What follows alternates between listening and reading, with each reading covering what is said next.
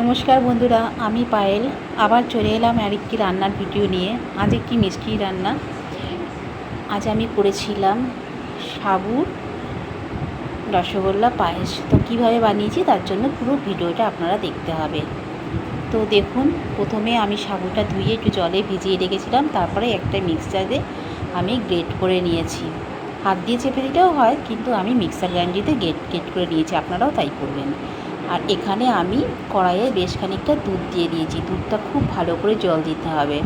প্রথমে দুধটাকে খুব ভালো করে ফুটিয়ে নেব, ততক্ষণে আমি হাতের সাহায্যে এভাবে করে সাবুর এই যে মিক্সার গ্রাইন্ডারে গ্রেট করে নিয়ে এসেছিলাম সেটাকে গোল গোল বলের মতো আকার তৈরি করছি। দেখুন, আমি প্রত্যেকটাতে একটু ঘি মাখিয়ে, হাতে একটু ঘি মাখিয়ে এরকম করে গোল গোল করে সব বল তৈরি করে নেব। এদিকে কড়াইয়ে দুধটা দিয়েছি, দুধটা খুব ভালো করে ফুটে উঠে বেশ আমার দুধটাকে খুব ভালো করে টানাতে হবে। মানে মনে করুন 1 লিটার দুধ, সেটাকে অনেকটাই আমাকে টানিয়ে কমিয়ে নিতে হবে। তো খুব ভালো করে দুধটাকে টানিয়েছি।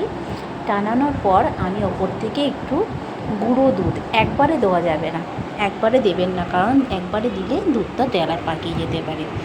তাই অল্প অল্প করে একটু একটু করে দুধের সাথে মেশাতে হবে। আমি দেখতে পাচ্ছিলেন যে আমি একটু একটু করে দিচ্ছি আর খুন্তি দিয়ে নাড়ছি। এভাবে করলে তাহলে দুধটার সাথে গুঁড়ো দুধটা খুব ভালো করে মিশে যাবে। তারপরে আমি দিয়ে দিলাম মিষ্টির জন্য গুড়, আপনারা চিনিও দিতে পারেন। তো আমি গুড় দিয়ে দিলাম।